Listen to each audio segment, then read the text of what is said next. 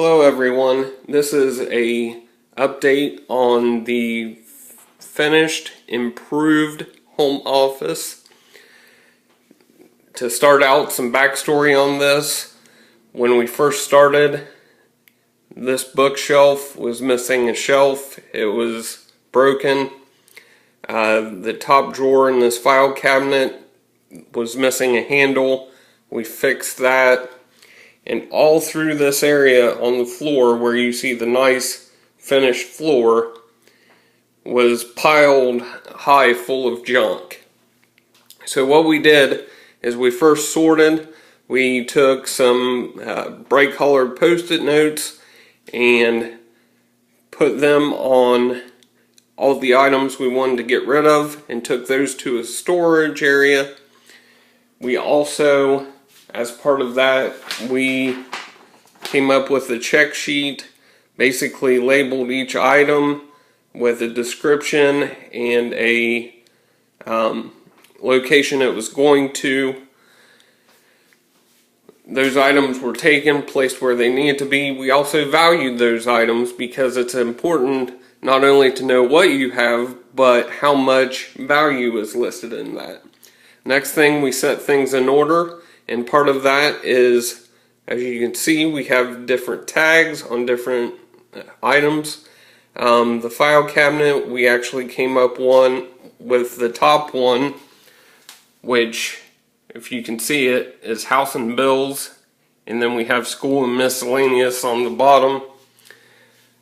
Same way with bookcase, we organized it with reference books, reference notes, personal books, and some notebooks at the bottom. Everything's labeled. If you'll notice, we have some things green, and those things are frequently used items. We also cleaned up this area. We cleaned up this spare dresser. We left the office chair. The owner wanted an extra chair just for reading, or just if there was somebody else here that we would have another seating area. The next area, the document shredder, we can actually get it to it now since we have a clear floor. We also use this bin that was in here laying in the pile as a catch bin, so any documents that need shredded can go into that bin. When that bin gets full, or whenever there's a free moment, you can go ahead and shred that, no problem. The next area is the bookcase. We left the bottom area open for storage. The second shelf here we have labeled with things that aren't used frequently but often enough to be out. We have some notebooks and notebook paper, and then we have a binder and some inserts. Also on the top, we've labeled areas for a book bag and a briefcase. That way only those items get placed on top and we know what goes there. The next area is these shelves off to the side here. The top one here we have labeled on the outside with a green, as well as the one below yellow, because those items are not used as frequently as the ones up here. We also took the time to get an organizer set from a store. It was actually in the kitchen section. We got this nice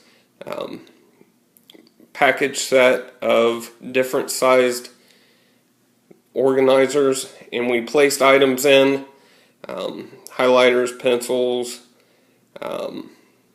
which actually there's one out of shape already, pens, most frequently used items for the owner. The top here is a document storage where the owner has documents. Probably in the near future that will be labeled as well. The next area is this printer shelf, and what we did to set this in order, and for sustaining purposes we made a shadow board. We have an area for the printer and area for supplies, as well as an area for laying books and binders and whatever you're currently working on. There's more area there. The desk, we basically we cleaned up the top, took everything that was on it and placed it on the shelf.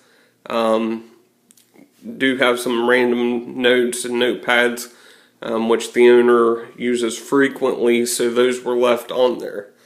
The next area, we had 2 shelves here with some documents that got shredded, and we just have a work in progress storage here where the owner can keep stuff that he's working on without having to clutter up our board.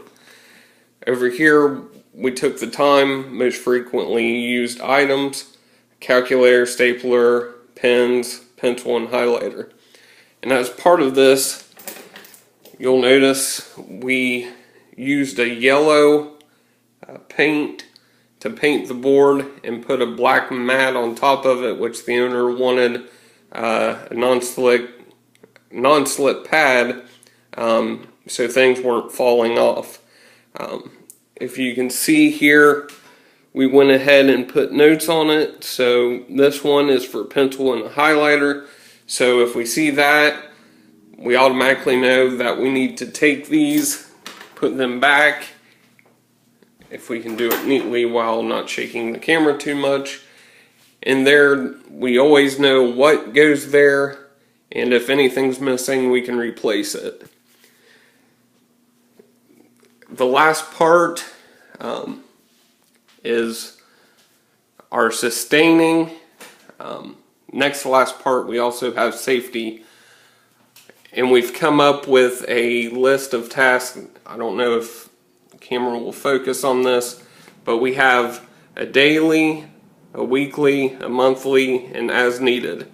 Things such as straightening the desk, or dusting shelves and windowsills, sweeping the floor, emptying the bin. Also, we're going to have a trash bin. It's currently in another space at this time. The last part was safety. For the safety, obviously we had a big mound here. You couldn't get to the shredder, which led to a pileup of documents that needed shredded, but they couldn't because it was too dangerous to get over there. Now we have full access to the room. We can get to the windows. As part of the safety, it's always good to have 2 ways out. So now we can go out any one of these windows, as well as the door, which is back a little hallway. The second part to the safety, besides getting the clutter out and creating a second means of egress, is the wires underneath the desk here. Initially they were loose and just laying under there, so we simply used the supplied cord for the printer and tied up wires to the crossbar on the desk. We also took a bread tie or a wire tie and bound those wires up, made sure that was pulled in, and we pulled it back as far as we could. That way when you're sitting at the desk, there's no way you can get your feet tangled in loose wires. This has been a quick but helpful update to this office, home office. Thank you for watching. Next time.